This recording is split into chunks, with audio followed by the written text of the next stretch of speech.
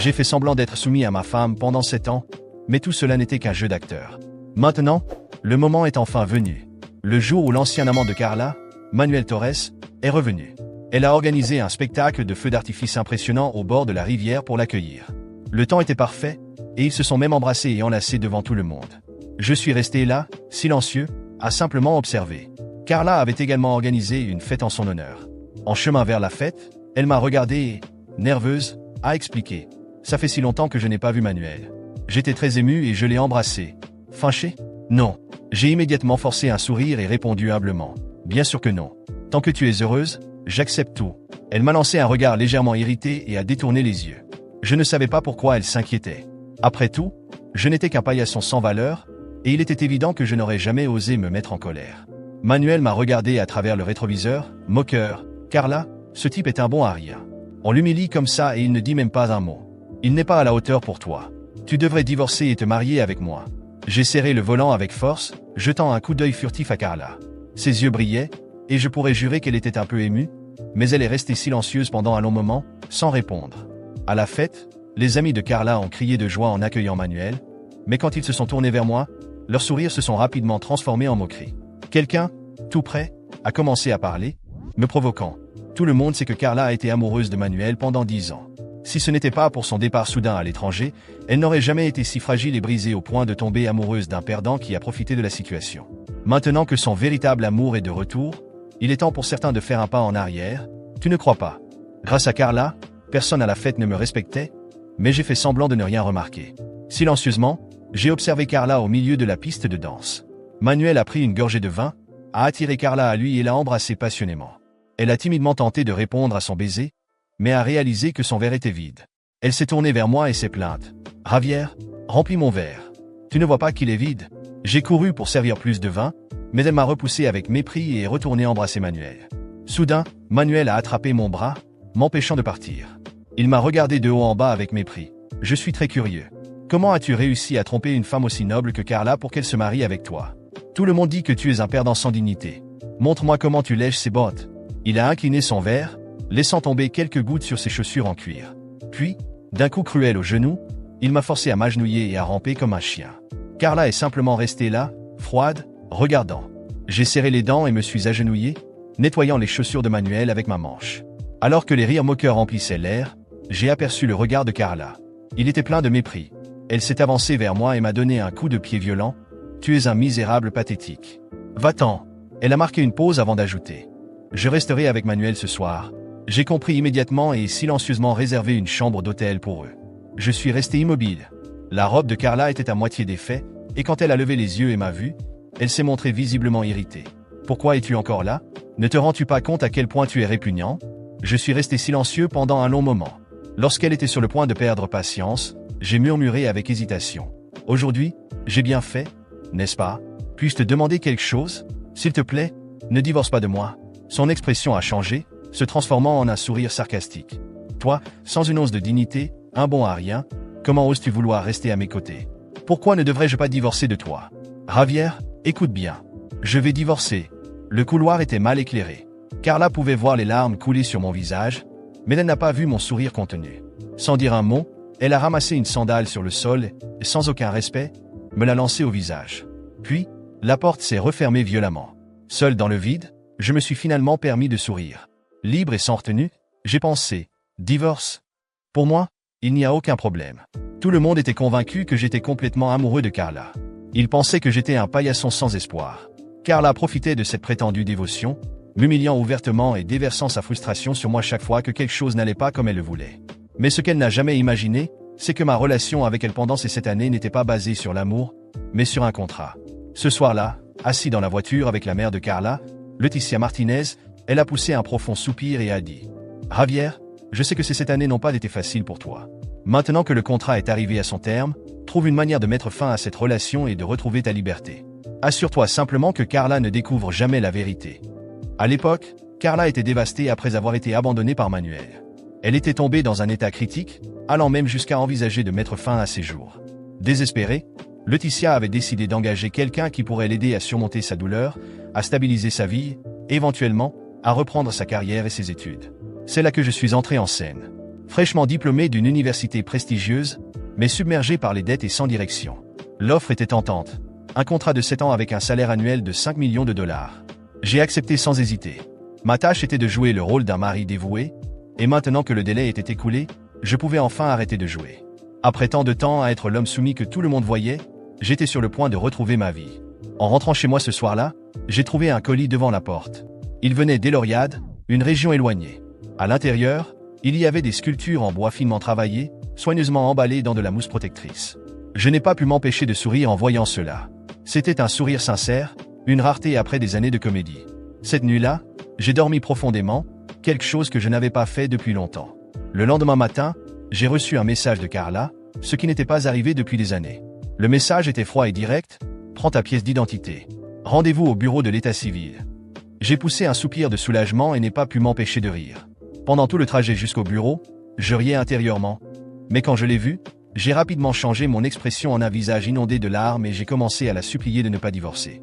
Comme toujours, Carla a levé les yeux au ciel et exigé que je m'excuse publiquement. Sans réfléchir, je l'ai fait immédiatement. Mais, à ma surprise, cela n'a fait que la mettre encore plus en colère. D'un gifle retentissante, elle m'a regardé fixement et a murmuré entre ses dents. « Es-tu vraiment aussi pathétique, Javier? Tu n'as aucune dignité ?» Plus je me soumettais à ses caprices, plus elle semblait me mépriser. Cependant, lorsque je l'ignorais, c'était elle qui revenait en suppliant. Il était difficile de déterminer qui, entre nous deux, était le plus pathétique dans cette relation. Pour m'assurer que le divorce se déroule sans complications, j'ai décidé de m'humilier plus que je ne l'avais jamais fait. Carla, avec un regard glacial, m'a dit « Si tu veux que nous restions mariés, jure-le. Je veux que tu jures que tu ne te mettras jamais entre Manuel et moi, que tu nous laisseras faire ce que nous voulons. Tu n'es rien d'autre que mon animal de compagnie. » Sans hésiter, j'ai juré immédiatement, les yeux remplis d'une fausse sincérité, tremblant même en le faisant. À mesure que plus de gens se rassemblaient pour assister à ce spectacle, le visage de Carla se fermait de plus en plus. Il était évident que mon niveau de soumission la dégoûtait profondément. Intérieurement, je ne pouvais m'empêcher de sourire en pensant que le divorce était plus proche que jamais. Finalement, elle a lâché avec dédain. « Très bien, nous ne divorcerons pas. Partons. » Ce qu'elle pensait être un geste de bonté résonnait à mes oreilles comme un tonnerre dévastateur. Je suis resté là, la regardant, hébété, essayant de comprendre comment tout cela avait pu aller si loin. Je suis rentré chez moi ce soir-là, incapable de cesser de penser à ce qui venait de se passer. Carla avait refusé de signer les papiers du divorce, même après tout ce que j'avais fait pour mettre en scène l'humiliation la plus absolue. Ma soumission, censée la dégoûter au point de me libérer, avait, d'une certaine manière, eu l'effet inverse. Je suis monté les escaliers lentement, avec le poids de la situation sur mes épaules, mais à l'intérieur, un feu brûlait. Quelque chose en moi me disait qu'il était temps d'en finir, une bonne fois pour toutes. Ce soir-là, je me suis assis dans le bureau que j'utilisais rarement. J'ai sorti du fond d'un tiroir une enveloppe que Laetitia m'avait donnée au début de tout cela. À l'intérieur, se trouvaient les documents originaux du contrat qui me liait à Carla pendant cette longue année. Le papier portait encore le parfum que Laetitia utilisait à l'époque, une odeur qui me rappelait comment tout avait commencé. 7 ans, murmurai-je pour moi-même. 7 ans à être le clown personnel d'une femme qui n'a jamais su la vérité, qui me traitait comme rien de plus qu'un meuble jetable. Le contrat stipulait clairement qu'à la fin de la période convenue, je serais libre de reprendre ma vie, et Laetitia devait garantir que Carla ne s'interférerait pas. Mais ce que personne ne savait, pas même Laetitia, c'est que j'avais accumulé suffisamment de preuves pour inverser la situation si quelque chose tournait mal. Des messages, des enregistrements de conversations, et même des relevés financiers qui pourraient détruire Carla et sa mère en un clin d'œil. Oui, j'étais l'homme soumis, mais j'étais aussi un homme patient. Et la patience était une qualité que Carla n'avait jamais possédée. Le lendemain matin, Carla semblait plus froide que jamais. Lorsque je suis entré dans la cuisine, elle était assise à la table avec une tasse de café, les yeux rivés sur son téléphone. Elle n'a même pas daigné me regarder lorsque j'ai murmuré un « bonjour ». J'ai décidé de briser le silence. « Carla, il faut qu'on parle ». Elle a enfin levé les yeux, mais son expression était empreinte d'ennui. « Quoi encore? Tu vas encore pleurer? Je t'ai déjà dit qu'on ne divorcerait pas, alors épargne-moi ton discours pathétique. » J'ai pris une profonde inspiration, essayant de garder mon calme. En apparence, j'étais toujours le même Javier qu'elle avait l'habitude de manipuler, mais à l'intérieur, quelque chose avait changé. Ce n'est pas à propos du divorce. C'est à propos de nous. De ce qu'on fait de nos vies. Elle a levé les yeux au ciel et a éclaté de rire avec mépris. Nos vies? Javier, tu n'as pas de vie. Tu es un parasite, tu vis à mes dépens. Qu'est-ce que tu pourrais bien avoir à dire là-dessus? J'ai avalé la provocation. C'était exactement ce qu'elle attendait. Au lieu de répondre, j'ai simplement esquissé un léger sourire et quitté la maison. Carla pensait que j'allais travailler, mais en vérité, j'avais d'autres plans. J'ai appelé Laetitia. Elle a décroché au bout de la deuxième sonnerie. Javier, que se passe-t-il? A-t-elle demandé, inquiète. Que se passe-t-il? Ai-je répliqué, sarcastique. Votre fille a refusé de me donner le divorce, Laetitia. Vous étiez censé vous assurer que cela n'arrive pas. Maintenant, nous avons un problème. Il y a eu un moment de silence à l'autre bout de la ligne avant qu'elle ne soupire. Je vais lui parler. Ne t'inquiète pas. Mais je savais que Laetitia n'avait aucun contrôle sur Carla. Elle ne l'avait jamais eu.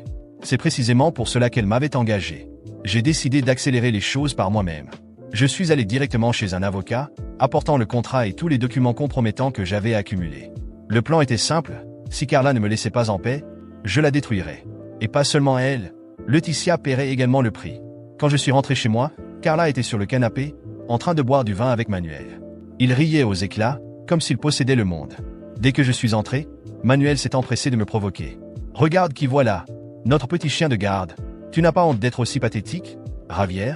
Carla a éclaté de rire et a pris une longue gorgée de vin. « Laisse-le, Manuel. Javier sait où est sa place.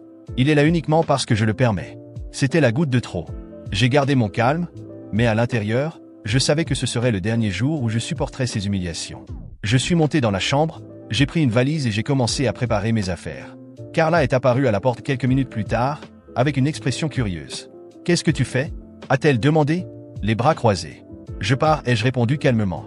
Elle a ri, incrédule. « Tu pars ? Ne sois pas ridicule. Tu n'aurais jamais le courage. » J'ai fermé la valise et me suis tourné pour la regarder.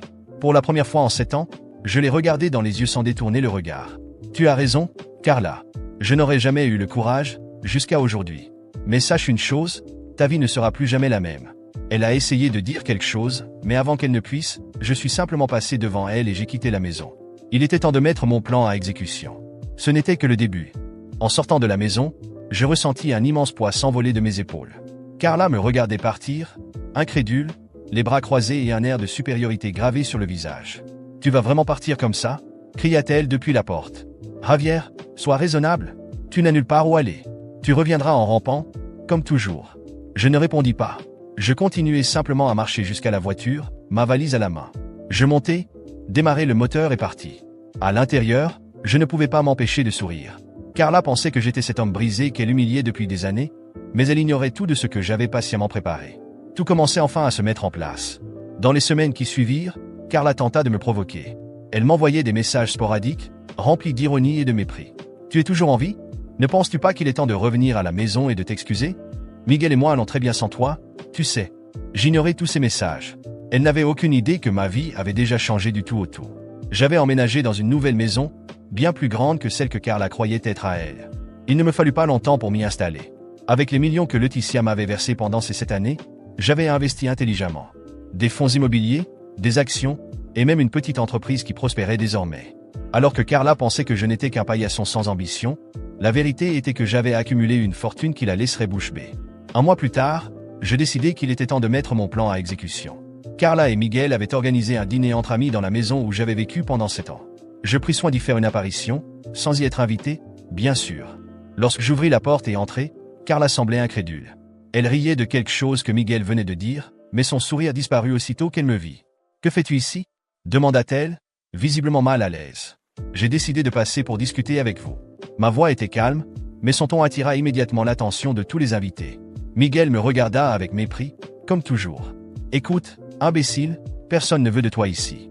Carla et moi sommes très bien sans toi. » Je ris doucement en hochant la tête. « Oh, je sais que vous allez bien, ou du moins, c'est ce que vous pensez. » Je sortis une enveloppe de ma poche et la posai sur la table. « Mais peut-être devriez-vous jeter un œil à ceci avant de continuer. » Carla attrapa l'enveloppe avec irritation, mais en lisant son contenu, son expression se transforma en panique pure. Miguel se pencha pour lire par-dessus son épaule, et bientôt son air de supériorité disparut également. « Qu'est-ce que c'est ?» demanda-t-il, confus. « C'est simple, expliquai-je, les bras croisés. La maison dans laquelle vous êtes assis, elle ne lui appartient pas. Elle ne lui a jamais appartenu. Elle appartient à ma société. Et, oh, Carla, tu te souviens des 7 années pendant lesquelles tu m'as traité comme un moins que rien? Eh bien, ta mère a été très généreuse en me payant des millions pour prendre soin de toi. J'ai investi chaque centime, figure-toi, je suis maintenant millionnaire. Toi, en revanche, tu n'as absolument rien. » Un silence assourdissant envahit la pièce. Carla se leva, son visage mélangeant colère et incrédulité. « Ce n'est pas possible. Ma mère ne ferait jamais ça. » hurla-t-elle. Je ris à nouveau. « Ta mère a fait ce qu'il fallait pour empêcher que tu ne détruises ta propre vie. Et maintenant, elle ne peut rien y faire, parce que si elle essaie, j'ai suffisamment de preuves pour ruiner ta vie et la sienne. Miguel se leva, visiblement mal à l'aise. Attends une seconde. Tu veux dire que tout ça, il désigna la maison. Ça ne lui appartient pas? Rien de tout ça? Et je n'aurai droit à rien? Carla tenta de le raisonner. Miguel, ne sois pas ridicule. Cela ne change rien. Nous avons encore l'un l'autre. Il éclata de rire amèrement, attrapant sa veste. Je ne veux pas être avec quelqu'un qui n'a rien et qui doit encore mentir pour s'en sortir. Bonne chance pour ta vie, Carla. Je m'en vais. Elle essaya de le retenir, mais Miguel partit sans se retourner. Le bruit de la porte claquant résonna dans la pièce, laissant Carla debout, seule et perdue. « Tu ne peux pas me faire ça !» cria-t-elle à mon intention, mais sa voix était désormais désespérée. « Je l'ai déjà fait. » Je souris. « Et, au fait, j'achète cette maison à ta mère. Alors, si tu veux continuer à y vivre, tu devras accepter une nouvelle règle. Chaque matin, tu devras m'embrasser les pieds. » Carla devint livide, incapable de répondre. Je quittai la maison sans me retourner, la laissant digérer ce qui venait de se passer. Dans les jours suivants, Carla chercha à obtenir de l'aide auprès de Laetitia. Elle alla chez sa mère, criant et exigeant des explications. Laetitia, cependant, en avait assez de sa fille et de ses drames. « J'ai fait ce que je pouvais pour toi, Carla. Si tu as tout perdu, c'est de ta faute. Ne compte pas sur moi pour réparer tes erreurs. » Sans mère, sans Miguel et sans argent, Carla comprit finalement ce que signifiait être humiliée. Aujourd'hui, elle vit en tant qu'hôte dans la maison que j'ai achetée, suivant toutes les conditions que j'ai imposées. Chaque matin, elle s'agenouille, embrasse mes pieds et nettoie chaque centimètre de la maison. Ce qui était autrefois le symbole de son arrogance est maintenant le théâtre de sa chute. Chaque jour, Carla découvre ce que c'est que d'être méprisée, tandis que je savoure chaque seconde de ma liberté. La justice, après tout, a été rendue.